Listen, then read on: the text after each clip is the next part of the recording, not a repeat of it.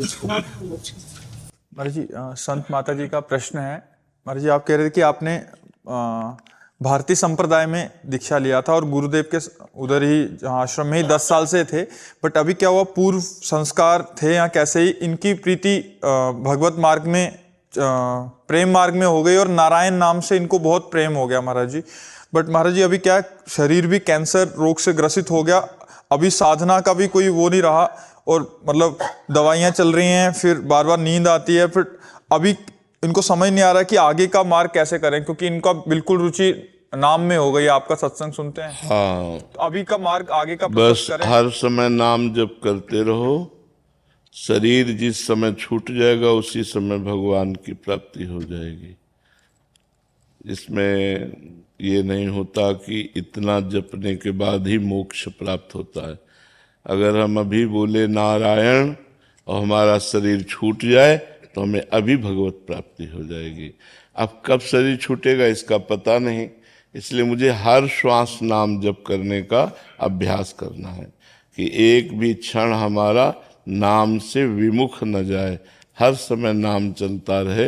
इसलिए चिंता की तो कोई बात नहीं, हर समय नारायण नारायण नारायण जपो। मार्ग में जहाँ दीक्षित हुए थे वहाँ अद्वैत मार्ग था, वो काफी समय उसमें, बट अभी बिल्कुल रुचि उधर रही नहीं। नाम जप करो, नाम जप करो, द्वैत के चक्कर में मत पड़ो। नजरों में हम मूर्ख हैं, वो गुरु अपराध तो नहीं हो रहा है ऐसे। नारायण ही गुरु हैं, नारायण रूपी गुरु की शरण में हो, उनका नाम जप कर रहे हो, सब द्वैत अद्वैत का ज्ञान सब कुछ हो जाता है, भगवान के भजन से होता है। खूब नाम जप करो। क्या सन्यासी लोग नारायण नारायण नहीं कहते? ओम नमो नारायण है तो फिर बस फिर आप चिंता मत करो, खूब नाम जप करो। डॉक्टर शुभ्रा दुबे जी, केडीमेंट। राधे राधे महाराज जी। महाराज जी हमेशा मन में नेगेटिव बात ही पहले क्यों आती है, मतलब हम पॉजिटिविटी क्यों नहीं लेके आ सकते उसको? हृदय हमारा जब अपवित्र होता है तो नकारात्मक सोचें फेंकता है, और जब पवित्र होता है तो सकारात्मक सोचें। तो हमें नाम जप के द्वारा, शास्त्र स्वाध्याय के द्वारा, तीर्थ अवगाहन के द्वारा, संत समागम के द्वारा अपने हृदय को पवित्र करना चाहिए, जिससे हमारा हृदय सकारात्मक सोच वाला हो जाए। यदि सकारात्मक सोच वाला हो गया तो भारी से भारी दुख और विपत्ति में भी हम उसे सह करके आनंद पूर्वक पार कर सकते हैं।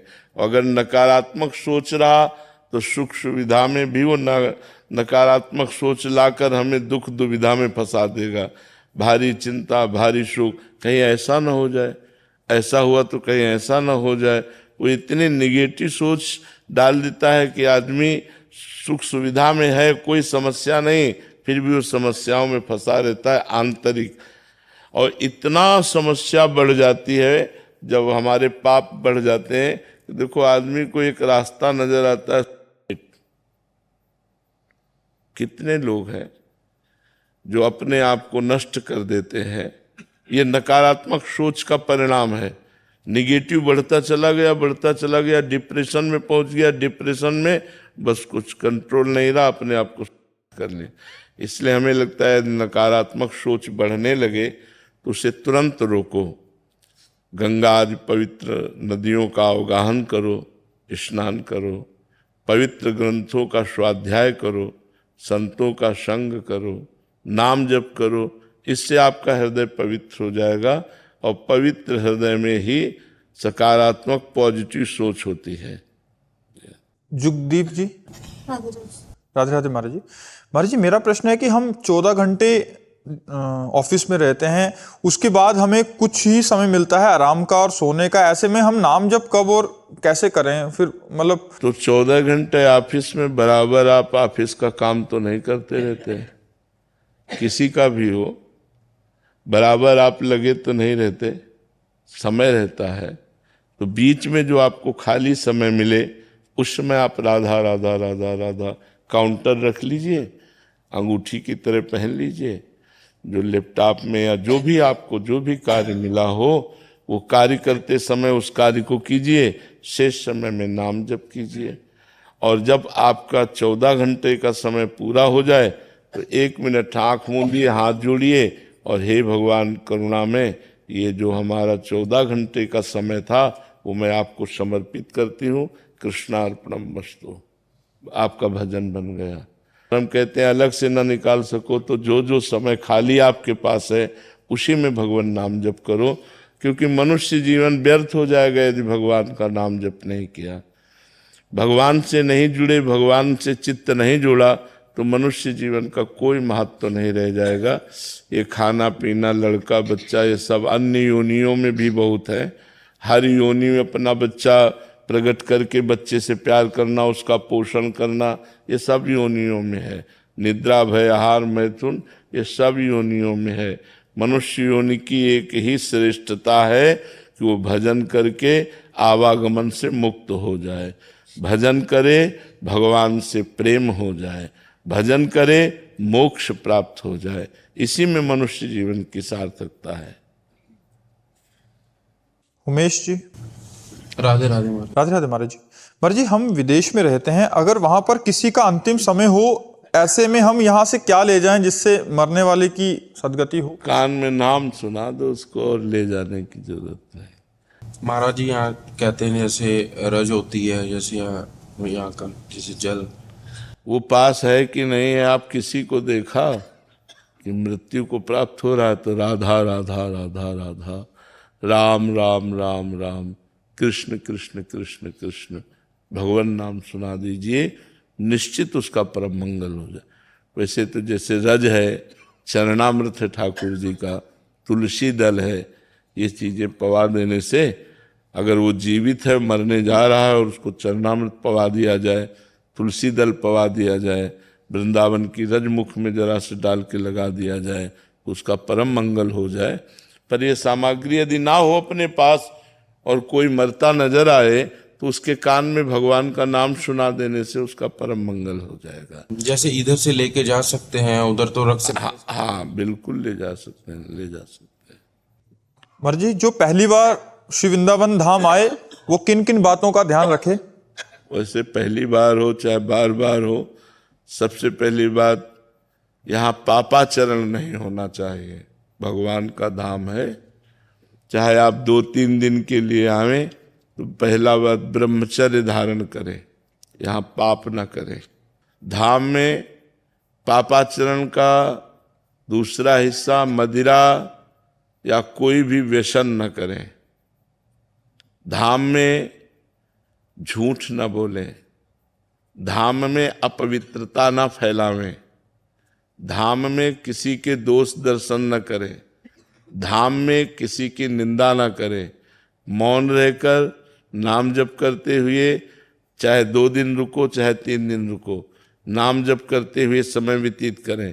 हो सके तो परिक्रमा लगाओ वृंदावन की, बिहारी जी, राधा वल्लभ, राधा रमण, रंगनाथ जी, निधिवन राज जी, सेवा कुंज, ऐसे पैरों को दौड़ाओ, नंगे पैर दौड़ो, दर्शन करो इन सब के।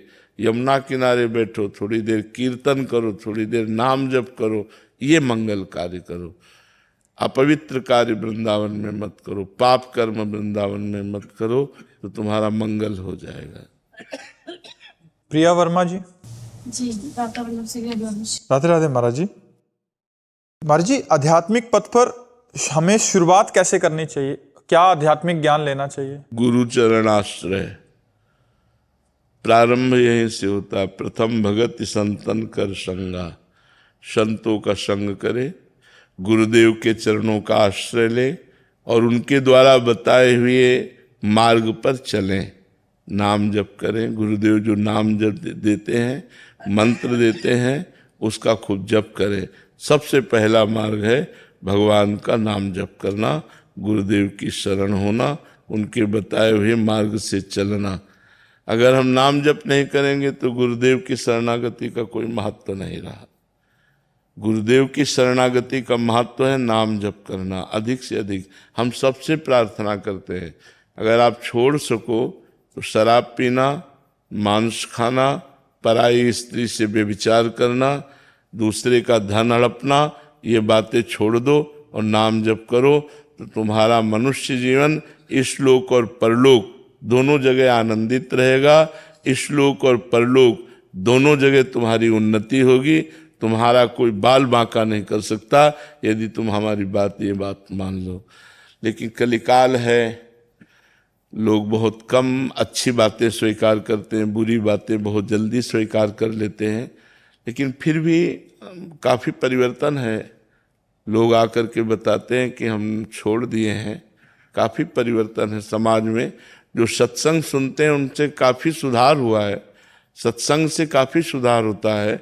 हमें कई लोग आके हम बताते हैं कि पहले खाते पीते थे अब छोड़ दिए, तो काफ़ी सुधार होता है। यदि हम सत्संग सुने, साधु संग करें तो काफ़ी सुधार हो जाएगा। महाराज जी आपका एक और प्रश्न है कि प्रेम और करुणा का क्या महत्व है महाराज जी? प्रेम और करुणा यही तो जीवन का सार है। पर यहाँ संसार में कहीं प्रेम नहीं है, यहाँ मोह है, यहाँ आसक्ति है, यहाँ राग है। हृदय से कैसे स्वीकार करें किसको? प्रेम और करुणा को? नाम जप। प्रेम मूल या नाम है। हम जो हर उत्तर नाम से देते हैं ना, क्योंकि नाम में ही सब कुछ छुपा हुआ है।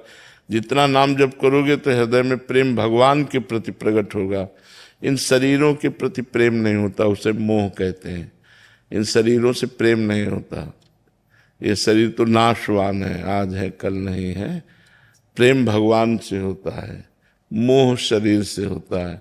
मोह का नाश होता है, प्रेम अविनाशी होता है। प्रेम प्रतिक्षण वर्धमानम होता है, प्रेम विकार रहित होता है। मोह में विकार होते हैं, प्रेम निर्विकार होता है।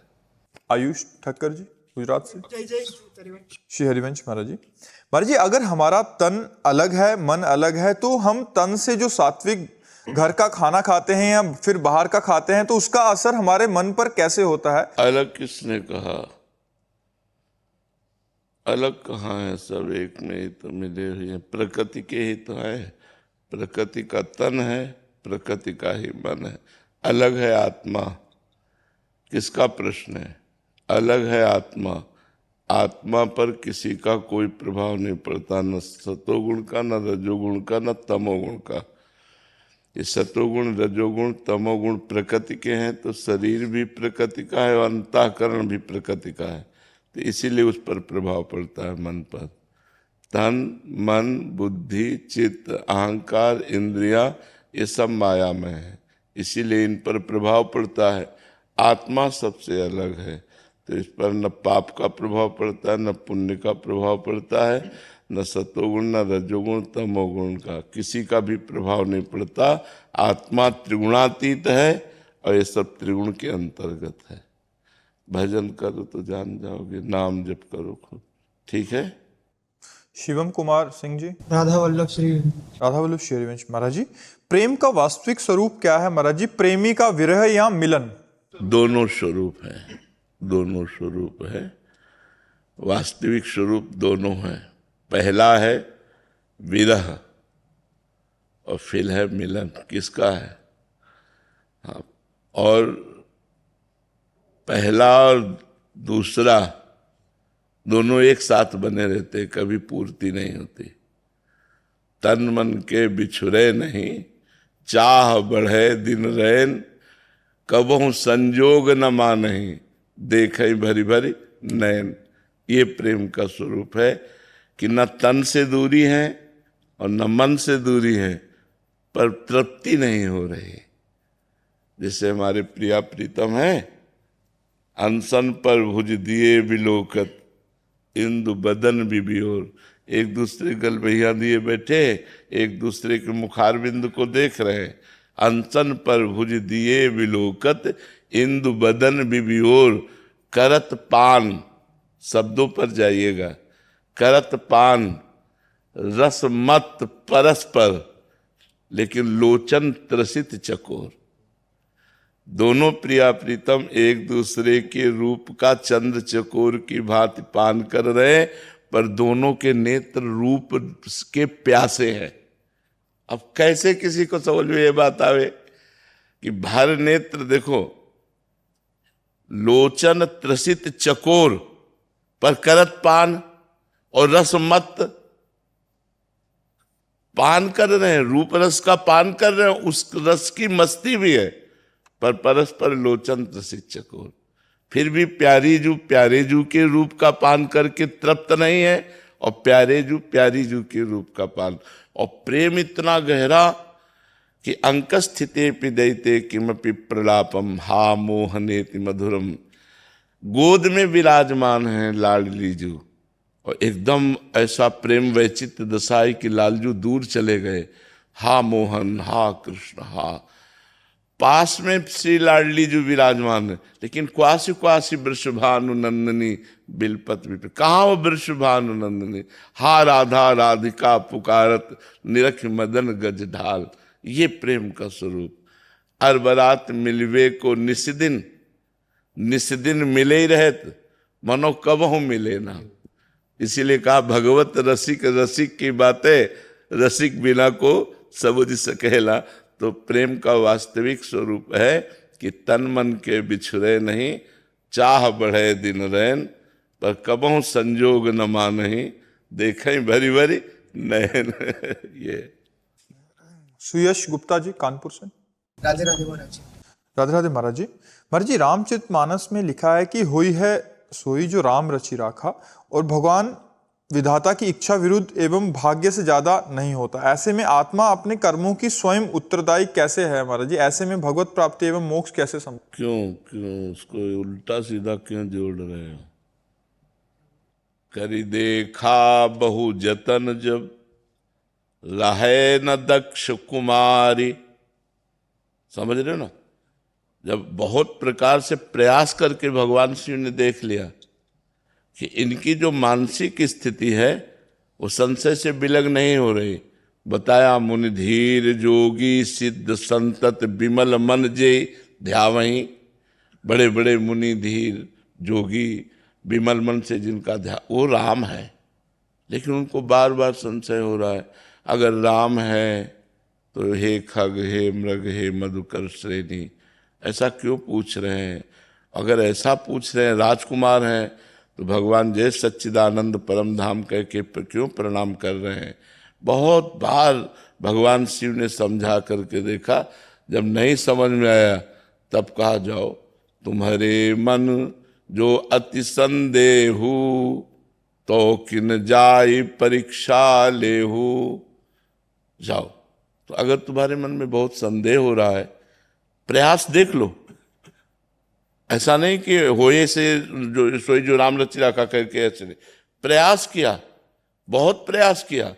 जब प्रयास असफल रहा तब कहा होई ही सोई जो राम रचि राखा, को करी तर्क बढ़ावे शाखा।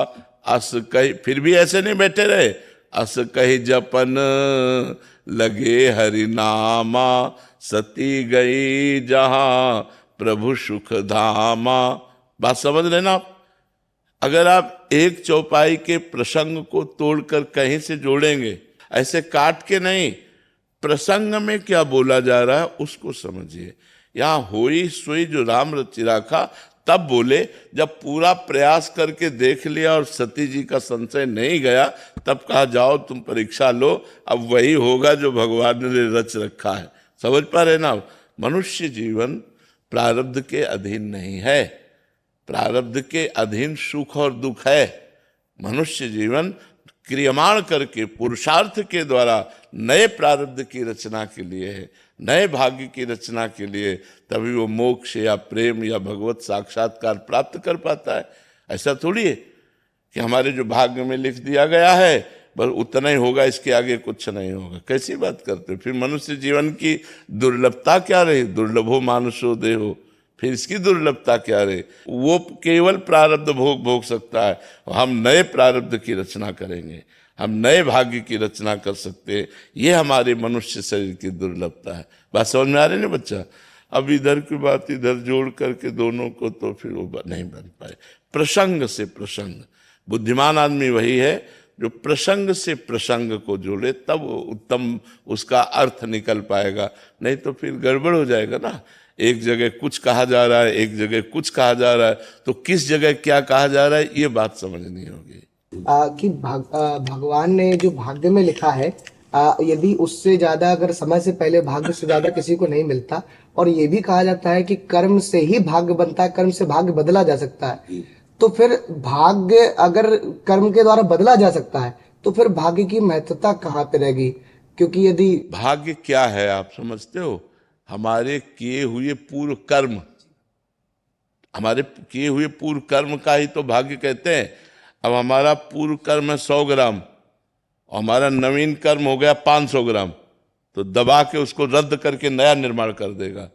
अब हमारा नवीन कर्म है 5 ग्राम और पूर्व कर्म है 100 ग्राम, मिटिया मेट कर देगा तुम्हें। ऐसे कर्म ही का तो है ना, प्रारब्ध कोई देवता थोड़ी है, कर्म ही तो है ना हमारा। शुभ और अशुभ दोनों कर्म मिला करके शरीर की रचना होती है, जिससे सुख और दुख का परिणाम पूरे जीवन प्राप्त होता रहता है, उसे प्रारब्ध कहते हैं। हम ऐसा भजन करें डट के, ऐसी आराधना करें, ऐसा तपस्या करें कि हम भगवान को रिझा लें, प्रारब्ध रद्दी कागज की तरह नष्ट हो जाएगा और भगवान की प्राप्ति हो जाएगी। समझ रहे ना? अगर भजन तप है तो अगर प्रारब्ध जोरदार है तो तुम्हें नष्ट कर देगा, और भजन जोरदार है तो प्रारब्ध को नष्ट कर देगा। दोनों का खेल बराबर नहीं हो सकता। नवीन क्रियमाण बहुत पावरफुल है, पुरुषार्थ बहुत पावरफुल है, पर पावरफुल पुरुषार्थ करे तो आप पियोगे, शराब खाओगे, मांस करोगे, व्यभिचार, गंदे आदतें, तो तुम्हारा प्रारब्ध नाश तो कर ही देगा, क्योंकि पुरुषार्थ कुछ है ही नहीं तुम्हारे पास। अब तपस्या, व्रत, नियम, तीर्थयाटन, परोपकार, नाम जप, अभी आपका आनंदमय जीवन हो जाए, अभी आनंदमय जीवन हो जाए। जी समझ रहे ना बच्चा? दीपक जी दिल्ली से। राधे राधे जी। महाराज जी, मेरा प्रश्न है कि क्या राधा कृष्ण जी के दर्शन साक्षात कलयुग में साकार रूप से हो सकते हैं, जैसे इन चरम अक्षों से नारायण जी ने ध्रुव जी को दर्शन दिए थे? उस तरह की भजन शैली हो तो दर्शन देते नहीं, खेलते हैं साथ। दर्शन देने की तो बात अलग है कि आए और गए, खेलते हैं साथ। अब वो दृष्टि हो तुम्हारी तो तुम देख पाओ, साथ खेलते हैं, उनके सिवा कोई है ही नहीं हमारा। तो हमारे को वो कितना सुख देते हैं तुम्हें कैसे बताएं। दर्शन की तो हम इसीलिए स्पष्ट अपने को कह रहे हैं कि किसी दूसरे के प्रमाण की जरूरत नहीं। 1 2 बार 4 बार की बात थोड़ी है, खेलते हैं साथ। और वृंदावन है, यहाँ एक से एक सिद्ध रसिक है जिनके प्रिया प्रीतम गोद में खेलते हैं। तो ये सब कहाँ लिखा है कि कलयुग में भगवत साक्षात्कार नहीं होगा? कलयुग समयुग आन नहीं, जो नर कर विश्वास, गाय राम गुण गण विमल, भव बिन तरहि प्रयास। कलयुग के समान महान युग नहीं है। यदि भजन किया जाए तो, झूठ बोला जाए, शराब पिया जाए, व्यभिचार किया जाए, जुआ खेला जाए, तो तुम्हारा नाश कर देगा फिर कलयुग। नहीं, कलयुग समयुग आन नहीं, जो नर कर विश्वास, गाय राम गुण गण विमल, भव बिन तरहि प्रयास। बिना प्रयास के संसार सागर से पार हो जाए, भगवान के चरित्रों का गायन करे, खूब नाम जप करे।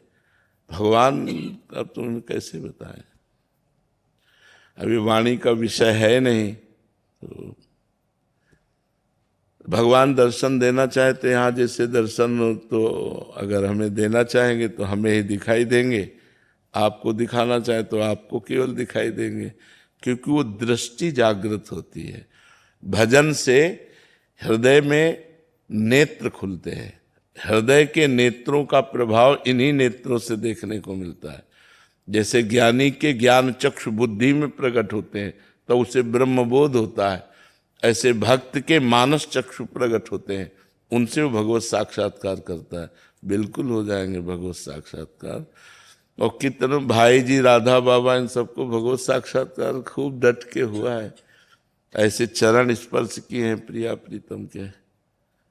तो अब भजन न करोगे तो एक अलौकिक बात लगती है। अच्छा, जैसे आपको 24 घंटे एक कमरे में बंद कर दिया जाए, कोई मनोरंजन नहीं, किसी से कोई बातचीत नहीं, सादा अनुकूल भोजन दिया जाए, आप कितने दिन रह सकते हो? किसी से बातचीत नहीं करना, केवल कमरे में बंद रहना है। तो एक आश्चर्यमय जीवन लगेगा कि नहीं लगेगा? कि यार न कोई रिश्तेदार, न कोई नातेदार, न कोई टीवी, न ट्रांजिस्टर, न किसी से बात, न चीत, न कुछ। अब आश्चर्य लगेगा, माता पिता भाई बंधु परिवार रिश्ते नातेदार, किसी से कोई मतलब नहीं। कोई संसार में क्या हो रहा है कोई मतलब नहीं। रात दिन अपने भजन में लगे, एकांत बैठे प्रिया। अब इनको भगवत साक्षात्कार होगा तो आपको कैसे पता चलेगा? और इनको जो होगा वो आपको पता नहीं चलेगा। आप सोचोगे, अगर कोई कह भी दे कि इनको भगवत साक्षात्कार हुआ तो कोई मुकुट तो लग नहीं जाता, वो तो हृदय का विषय है। तो इसलिए ये कहाँ लिखा है कि कलयुग में भगवत साक्षात्कार नहीं हो सकता? कलयुग में सब युगों से ज्यादा भगवान की कृपा है और जल्दी भगवत साक्षात्कार कलयुग में होता है। ये बात समझो। पारुल जी, राधे राधे महाराज जी। महाराज जी, आप कह रहे हैं कि जैसे राधा नाम जप करते हैं तो बट इनको जो ठाकुर जी के साथ प्रियतमा रूप में महारानी जी नजर आती हैं, बट ये कह रहे हैं कि कीर्तन जब ठाकुर जी उनका करते हैं तो ये उनके वास्तविक स्वरूप को जानना चाहते हैं कि वो उनका वास्तविक स्वरूप। भजन से समझ में आएगा, वास्तविक स्वरूप बातों से समझ में थोड़ी आएगा। किसका प्रश्न है? भजन से स्वरूप में अनुभव गम में भजें जय संता। रात दिन भजन करो, प्रभु से प्रार्थना करो, वो अपने वास्तविक स्वरूप को जना देंगे। क्योंकि जितना जाने तुम्हारी बुद्धि के अनुसार जाने। समुद्र की कोई था ले पाएगा क्या? तो भगवान ज्ञान समुद्र है, प्रेम समुद्र है, रूप समुद्र है, वैराग्य समुद्र है, ऐश्वर्य समुद्र है। तो भगवान को कैसे कोई माप सकता है कि इतना ही है? जितना समझ में आया उतना समझ में आया। जैसे मच्छर भी उड़ता है और गरुड़ भी उड़ते हैं, लेकिन आकाश का कोई अंत पा सकता है क्या? ऐसे ही भगवान का कोई अंत पा सकता है? उनका एक नाम अनंत है। तो जो प्रिया प्रीतम का प्रेम रूप है वो भजन से समझ में आएगा। किसी रसिक महापुरुष की शरण होकर खूब नाम जप करो, वही प्रिया प्रीतम अपने स्वरूप का अनुभव करा दे। ये कोई वाणी का विषय नहीं है कि वो ऐसा है। जिसे वेद नेति नेति कहते हैं, उसे ये तुच्छ वाणी क्या वर्णन कर सकती है कि वो ऐसा है। जैसे महाराज जी, एक माँ है, उनके पुत्र या पुत्री के साथ कुछ गलत होता है तो वो एक मोह में आके किसी आदमी जिसने गलत किया उसके साथ गलत कर सकती हैं। उसी तरह एक आदमी अपने इंद्रियों के कारण दुष्कर्म करता है। तो ये जब हिसाब होगा तो ये कैसे होगा? ये तो इंद्रियों के द्वारा किया गया है, तो आत्मा को इसका पाप कैसे मिलेगा? सेना लड़ती है और पराजित होती है तो बंदी कौन बनाया जाता है? राजा। पराजय किसकी मानी जाती है? राजा की मानी जाती है। सेना अगर विजयी हुई तो जय किसकी मनाई जाती है? बस ये जो इंद्रियों का और मन का गलत या अच्छा करना है, उसका परिणाम आत्मा के ऊपर जाएगा। वो राजा है, उसको भोगना पड़ेगा। अगर इंद्रियां गलत है तो सुअर कुत्ता आदि दुर्गति को वही आत्मा प्राप्त होगी। अगर इंद्रियां सही है तो देवलोक, तपलोक, महालोक, जनलोक, ये इंद्रियां भगवान में लय हो गई तो वही आत्मा भगवान को प्राप्त हो जाती है। बात समझ में आ रही ना? हाँ, ये इंद्रियां उसकी सेना है। काम क्रोध से पराजित हो गई तो दुर्गति, और काम क्रोध से जीत गई तो सदगति। तब भगवान ने यही तो कहा, मयि एव मन आधत्स्व मयि बुद्धिम निवेशय। तो निवशेष्यसि मयि एव अत ऊर्ध्वं न संशया। तुम अपने मन और बुद्धि को मेरे में लगा दो तो मेरे में निवास करोगे, इसमें कोई संशय नहीं है। तो लगाओ मन बुद्धि को प्रभु में लगाओ। नहीं लगाओगे तो दुर्गति को प्राप्त होगे।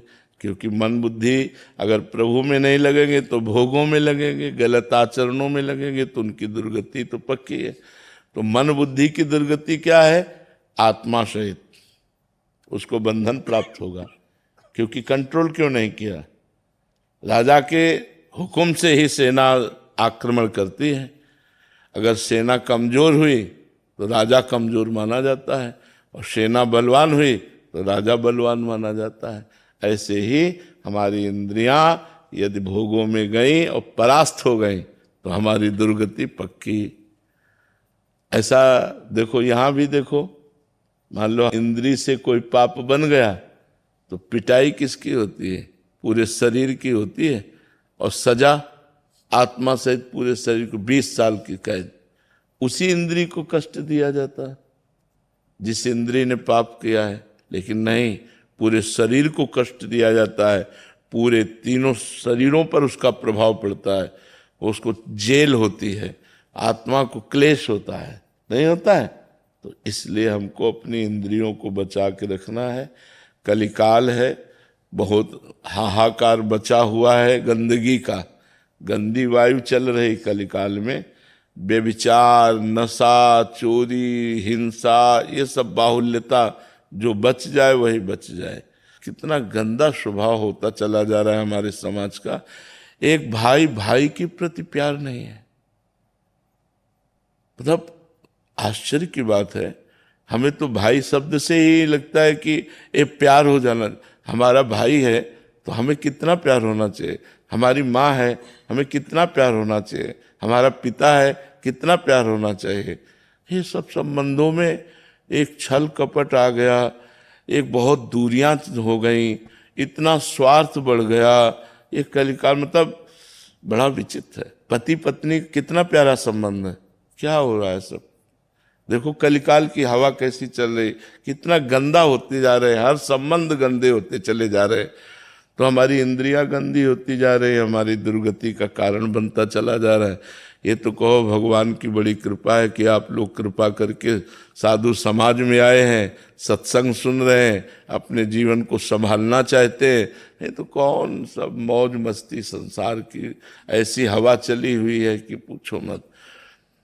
कोई बिरला ऐसा होगा जो धर्म से चलना चाहे, नहीं सब मनमानी चलना चाहते हैं, नहीं चलना चाहते।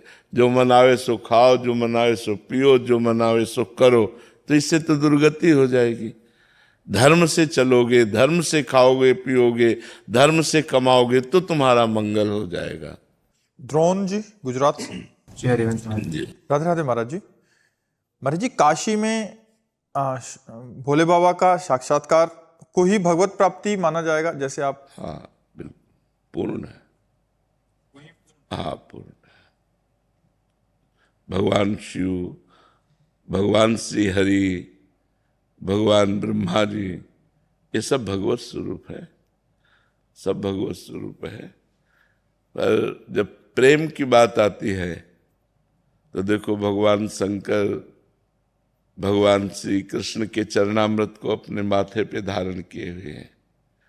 गांगम वारि मनोहारि मुरारि चरणच्युतम त्रिपुरारि शिरश्चारि पापापहारि पातु माम। मुरारी चरणच्युतम, मुरारी के चरणारविंद से जो गिरा हुआ चरणामृत है वही गांगम वारी मनोहारी। मनोहर गंगा जी भगवान शिव की जटा में विराजमान। जब भागीरथ जी ने तपस्या की गंगा जी को प्रसन्न करके भूतल पे लाने के लिए ब्रह्मा जी को रिझा लिया, तो गंगा जी ने कहा मुझे भूतल पर रोकेगा कौन, क्योंकि मैं ब्रह्मलोक से जाऊंगी तो सीधे रसातल पहुंच जाऊंगी। तब भगवान शंकर से आराधना की कि आप रोक सकते हो। तो भगवान शंकर अपनी दृष्टि से भी गंगा जी को रोक सकते थे, कर कमल में भी रोक सकते थे। भगवान शंकर हैं, लेकिन हरि का चरणामृत है इसलिए जटाएं खोल दी। और ऐसी जटाएं भगवान शिव की कि जटा कटा सम भ्रमम भ्रमण नीलम पर निर्जरी विलोलभी चिवल्लरी विराजमान मूर्धन। गंगा जी को निकलने का रास्ता ही नहीं मिला। जटा कटा सम भ्रमम भ्रमम नीलम पर निर्जरी, फिर एक जटा खोली, 3 धाराएं प्रकट हुई, अलकनंदा, भागीरथी, मंदाकिनी। तो अलकनंदा स्वर्ग में विराजमान है, भागीरथी पृथ्वी में विराजमान है, और मंदाकिनी नीचे पाताल में विराजमान है। तो भगवती गंगा जी को भगवान शिव इसीलिए माथे पे धारण किए कि जब प्रेम की बात देखते हैं तो परस्पर हरि के आराध्य देव भगवान शिव हैं और शिव के आराध्य देव हरि हैं। तो चाहे हरि का साक्षात्कार करो तो पूर्ण है, चाहे शिव का साक्षात्कार करो तो पूर्ण है। वो ब्रह्म है, शिव साक्षात ब्रह्म है, हरि साक्षात ब्रह्म है, लीला के लिए रूप धारण किए हुए हैं। अभी पीछे आपने नाम अपराध में भी ये बात बताई थी। हाँ और हद हाँ ठीक है। हाँ हाँ बिल्कुल नहीं, इनमें भेद नहीं, हरि और शिव में भेद नहीं करना। भेद करने से नामापराध लगता है। और खास बात आपको बता दें कि भगवान की भक्ति विशुद्ध, जिसे भक्ति कहते हैं, वो तभी प्राप्त होती है जब शिव आराधना होती है। अयोध्या वासियों को भगवान श्री राम ने एकत्रित करके बैठाला और कहा, औरो एक गुपुत मत सबई कहां कर जोरी, शंकर भजन बिना नर भगति न पावे मोरी। स्पष्ट वर्णन किया कि औरो एक गुपुत मत सबई कहां कर जोरी। अयोध्यानाथ है, लेकिन कैसे दैन्यता से कह रहे हैं कि मैं हृदय की गुप्त बात कहता हूं, शंकर भजन बिना नर भगति न पावे मोर। बिना भगवान शिव की आराधना के हरि की भक्ति प्राप्त नहीं की जा सकती। शिव द्रोही मम दास कहावा, सो नर मोह सपने नहीं भावा। भगवान कहते हैं भगवान शंकर से द्रोह करे और मेरा दास कहलाए, वो मुझे स्वप्न में भी अच्छा नहीं लगता है। ऐसा भगवान। महाराज, काशी में भगवत प्राप्ति हुई और वृंदावन में हुई, उसमें अंतर क्या है? काशी में भगवत प्राप्ति हुई भोजन और वृंदावन में भगवत प्राप्ति हुई पानी। भोजन के बाद प्यास लगती है ना, उसकी पूर्ति हो गई। काशी में भगवत प्राप्ति के बाद जो प्रेम की पिपासा है, जैसे अभी जो प्रेम की बात कही कि तन मन के बिछड़े नहीं चाह बड़े दिन है, जो पिपासा है उसकी पूर्ति वृंदावन में हुई। प्रेम की जो पिपासा है वो वृंदावन में पूर्ति हुई, क्योंकि सारा वैभव एक का है, तत्व तो एक ही है, दो नहीं है। पर काशी में बोध होता है और जो वृंदावन है ये रमण स्थली है, रासस्थली है। यहाँ उसका जैसे आत्माराम भगवान अपने आप में रमण करते हैं, ऐसे ही भगवान का जैसे शिव तत्व का बोध होने के बाद इस प्रेम तत्व का रसास्वादन वृंदावनेश्वरी श्री राधा किशोरी के चरणारविंद की प्रधानता रखते हुए तब होता है। तो इसीलिए भगवान शिव जब कृपा किए तो भेज दिए वृंदावन का रसास्वादन कराने के लिए। जी आप कुछ कृपा करके यहाँ भेज दिया और यहाँ पूर्णता दे दी। महाराज जी, क्या उधर भी कोई ऐसा वो है कि उनके साकार रूप से ही साधना भक्ति में तल्लीन हुआ जाए, ऐसा मार्ग भी है? हाँ हाँ बिल्कुल है, दोनों साकार निराकार दोनों रूप है और उनमें भी अत्यंत आसक्ति करके प्रेम में जीवन व्यतीत किया जा सकता है। पर वो जहाँ उनसे कोई प्रेम करेगा तो फौरन वो भगवान श्री कृष्ण के चरणों में भेज देंगे। नरसिंह जी ने अनन्य प्रेम किया भगवान शिव से, तुरंत भेज दिया रास में। राधा बाबा ने अनन्य प्रेम किया भगवान से, तुरंत रास में भेज दिया। वो परम वैष्णवाचार्य भेज देते हैं तुरंत कृपा। चलो हमारा उन्हीं का तो विलास है, रास विलास उन्हीं का है, किसी और का नहीं है। वही श्री कृष्ण, वही शिव है, वही राधा है, वही जगदम्बा है, कोई और थोड़ी, वही है। तत्व तो एक है, विलास उन्हीं का है। तो जब उनसे प्रेम करो तो अपने प्रेम विलास में भेज देते हैं। अगर मोक्ष प्राप्त करना चाहते हो तो उनका निराकार स्वरूप है, आत्मस्वरूप, आत्मा का बोध प्राप्त करके मुक्त हो जाए। महाराज जी, जो महापुरुष जन वहां से यहाँ ट्रांसफर हो जाते हैं, भक्ति में उनका चित्त लग जाता है और जैसे आपने कहा कि उनकी कृपा से ही यहाँ हो जाते हैं, तो महाराज जी उनको अपूर्णता तो नहीं लगती कि वो उनकी कमी या उनकी याद या वही पूर्ण लग जाता है कि यही वही है, वही यही है? अब कोई समझ पावे कि न समझ पावे, भगवान शिव से कितना प्रेम है ये भगवान शिव ही जानते हैं, क्योंकि 20 वर्ष अनन्य आराधना भगवान शिव की रही। अब उन्होंने जैसे प्रिया प्रीतम के चरणों में भेज दिया और अब क्यों कि अब जैसे कर्पूर गौरम करुणावतारम, वही करुणामयी गौरी किशोरी है। जो गौरांग गंगाधर हैं वही गौरांगी प्रिया जी है। भावना इसमें, अब जब भावना टिक गई तो अब हटा के पूर्व में ले जाने के लिए क्षमता नहीं रह गई। हमें बड़ा आश्चर्य है, जिनके लिए जी रहे थे, जिनसे सब कुछ प्राप्त हुआ, ये मन की क्या दशा हो गई कि वही ऐसे, ये मतलब गुप्त बात अंदर की है। हाँ ऐसा, हाँ तो ऐसा नहीं है कि उसमें अपूर्णता हो या ऐसा लगे कि हमने छोड़ दिया है, ऐसा नहीं है। अभी भी महाराज जी प्रेम महाराज जी वैसा ही रहता है, हर दूसरे दिन कहीं ना कहीं ज्योतिर्लिंग से प्रसाद। हाँ आप देखो उनका कृपा प्रसाद देखो, 12 ज्योतिर्लिंग में कहीं ना कहीं का, हाँ कहीं ना कहीं का प्रसाद उन्हीं का, तो उन्हीं का सारा प्रसाद है। पर अब जैसे हम तो ऐसे समझते हैं कि बिटिया का विवाह जैसे ससुराल में कर दिया जाए ना, और तेरे दिन अटैची लेके मैके में खड़ी रहे तो माता पिता क्या कहेंगे, ले तो उनको बुरा लगेगा कि यार मतलब जब आओ तो पति के साथ आओ, और कभी कभी आओ नहीं अपनी पति की सेवा में रहो, तुम्हारे तेरे दिन अटैची लिए हमारे पास खड़ी रहोगे। तो ऐसे ही समझो भगवान शिव ने हमको राधा वल्लभ जी के चरणों में दे दिया, तो अब पूर्ण चित्त राधा वल्लभ जी, यही शिव जी की इच्छा है कि पूर्ण चित्त राधा वल्लभ जी के चरणों में दो, हमारा काम हो गया, आप आगे बढ़ो, ऐसा है। दर्शन ही पवित्र कर, आप तो पवित्र कर रहे हैं, हम हृदय को। खूब नाम जप में चित्त बस लगाया जाए, अपने लोग मिल करके, सब शास्त्रों का और सब संतों का जो अवगाहन हुआ, मिलन हुआ, उससे पता चला नाम जप ही सर्वोपरि है। बात करें जैसे हमारा नाम में मति रहे, संतन में मति रहे, सदगुरु में मति रहे, और हमारे जो कामनाएं है थोड़ा निष्कपट है, ठाकुर जी को समर्पण कर सके, ये सब शांत हो जाएंगी कामनाएं। जितना नाम रूपी जल पड़ेगा ना, तो ये सब कामनाएं शांत हो जाएंगी। खूब नाम जप करता रहे, कामनाओं की चिंता ना करे। जैसे अंदर भूत भविष्य का चिंतन आता है, कामनाओं का चिंतन आता है, उसमें परेशान ना हो। अपना काम है नाम जप करना, वो सब धीरे धीरे डिलीट हो जाएंगी, शांत हो जाएंगे। अब ऐसे आशीर्वाद करें हमारा कामना जैसे इसको। हाँ बिल्कुल, ठाकुर जी चरण में हमारा मोती मन।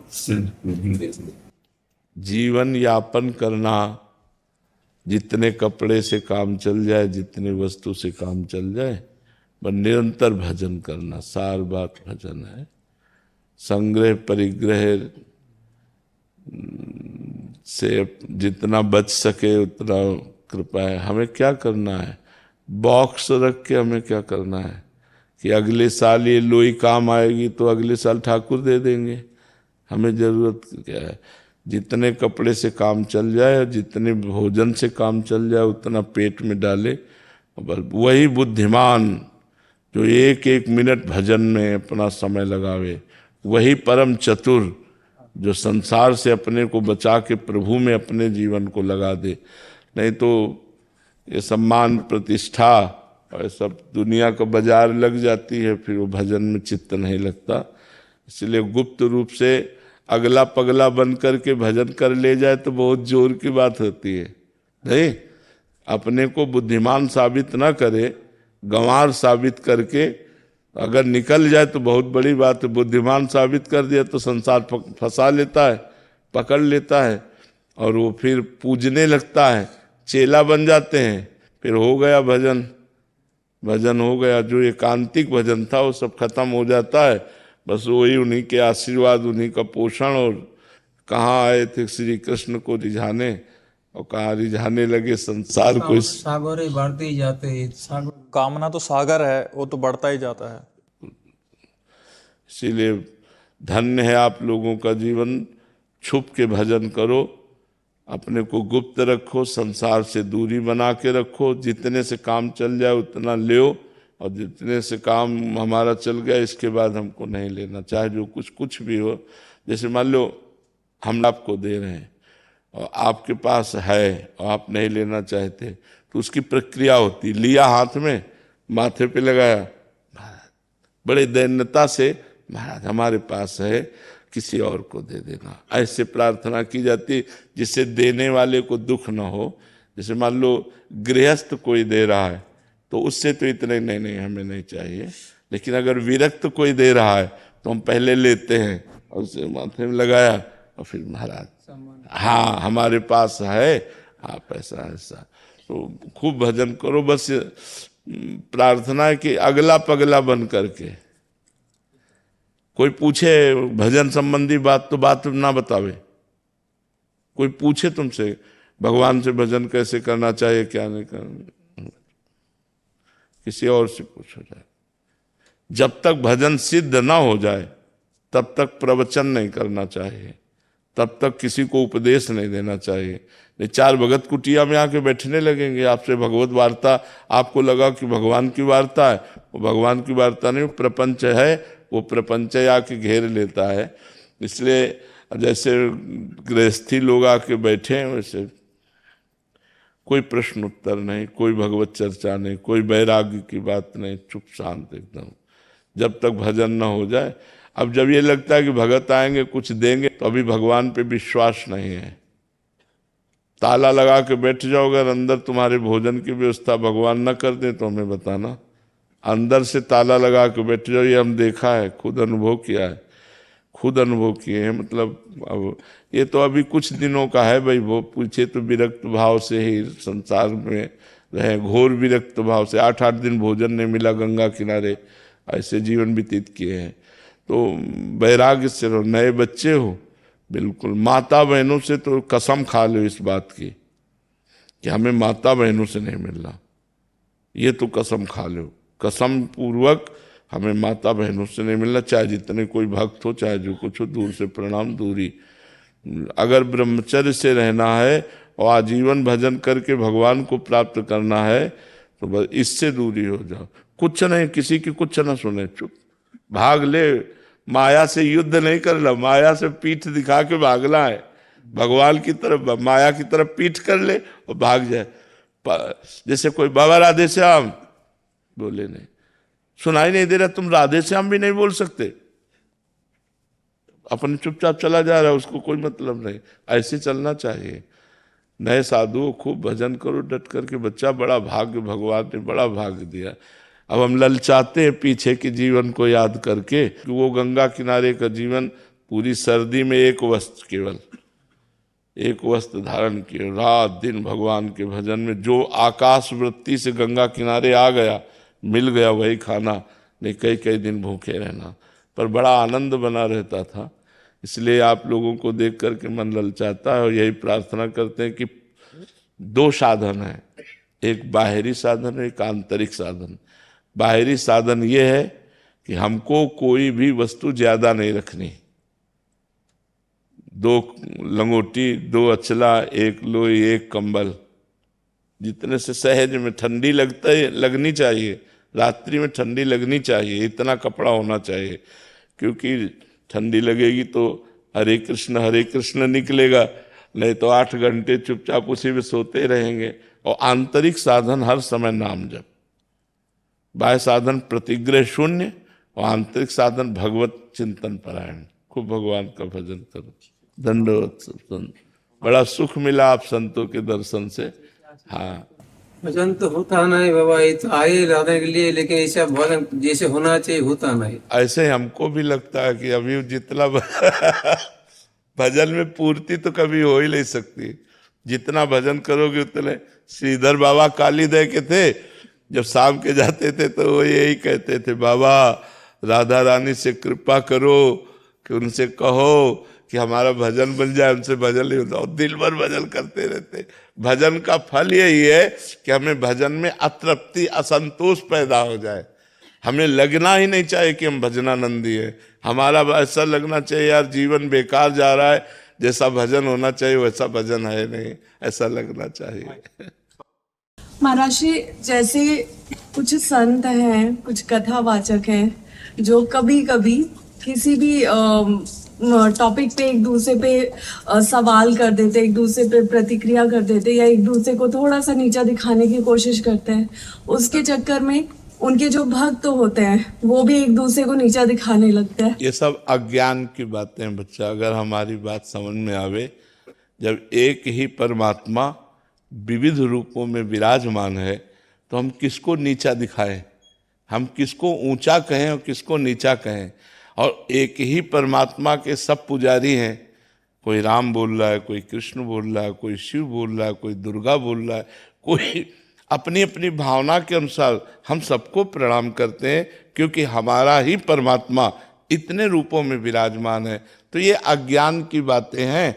अपने अपनी लौकिक उन्नति के लिए, अपने लौकिक यश के लिए, अपनी लौकिक कामना धन आदि की पूर्ति के लिए ऐसे आक्षेप किए जाते हैं। ना कि ये कोई ज्ञान की वार्ता है, ना ये कोई धर्म की वार्ता है। धर्म ऐसा नहीं कहता कि नीचा दिखाया जाए। धर्म ऐसा कहता है तुम अपने को नीच कह के दूसरे को महान बनाओ। तृणादपि सुनीचेन, तृणादपि सुनी, अपने को तृण से भी नीच कहो और दूसरों को सम्मान दो, ये धर्म कहता है। धर्म नहीं कहता दूसरे को नीच कह के अपने को बड़ा साबित करना, ये धर्म की बात नहीं है। प्रभु मैं जैसा हूँ तेरो, तो ये जब भी सुनते हैं तो मतलब मन में खाली जो अपने अवगुण है वही प्रकट होते हैं, वही सामने आते हैं जी। तो माँ को बेटा नजर आता है या बेटे की अपवित्रता नजर आती है? बेटा नजर आता है। बस इस बात पर ध्यान रखना। जन अवगुण प्रभु मान न काऊ, दीन बंधु अति मृदुल स्वभाव। हमारे प्रभु माँ की तरह वात्सल्य करते हैं अपने शरणागत पर। तो अन्य लोगों की दृष्टि में तो बालक के मल आदि दिखाई देता लिपटा हुआ, लेकिन माँ को सिर्फ बेटा नजर आता है। तो राहत न प्रभु चित्त चूक किए की, करत सुरत सब बार है की।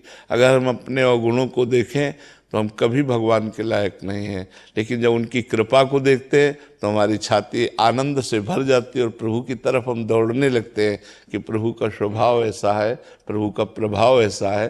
तो आप चिंता मत कीजिए, मैं जैसा भी हूँ प्रभु का हूँ। बस इस बात से हमारा कल्याण हो जाएगा। बिल्कुल बिल्कुल। ये शंख से मंत्र बजाता हूँ। अच्छा, आपके सामने प्रदर्शन करना चाहता हूँ पंचदेव की स्तुति जो। श्री गणेशाय नमः। वक्रतुंड महाकाय सूर्यकोटि समप्रभ निर्विघ्नं कुरु मे देव सर्वकार्येषु सर्वदा।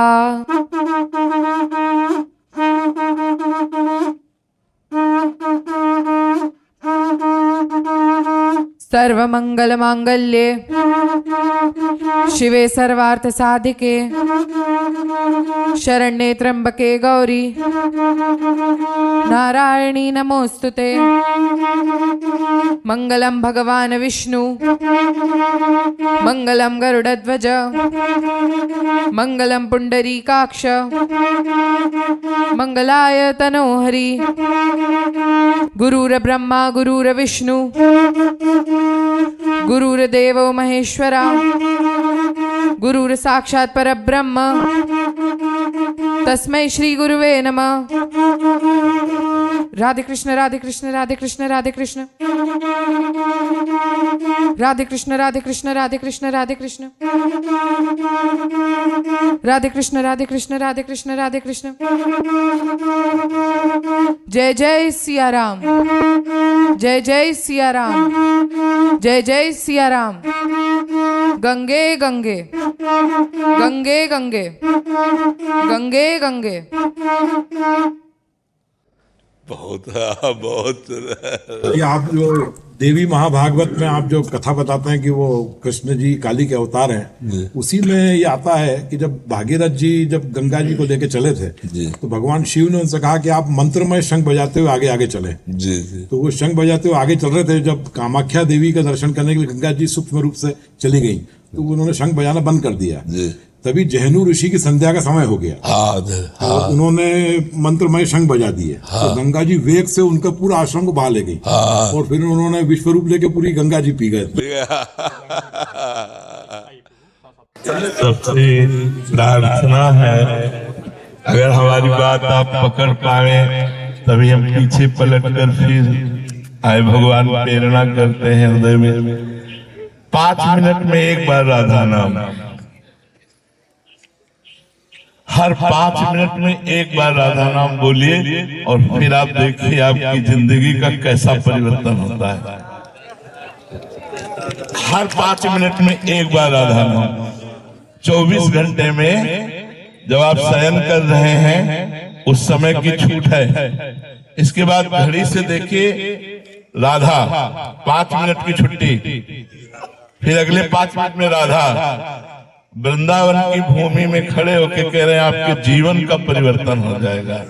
नाना प्रकार की जो विपत्तियां और दुख और हमारी मानसिक जो उलझने हैं, चिंता, शोक, निगेटिव विचार, इन सब से हम निजात पा जाएंगे, इन सब से हम बच जाएंगे। तो हमारी एक बात मान लो, अगर कर पाओ तो 5 मिनट में एक बार राधा नाम, क्यों कर पाओगे? हाँ, बस 5 मिनट में एक बार राधा नाम, फिर आप चमत्कार देखिएगा।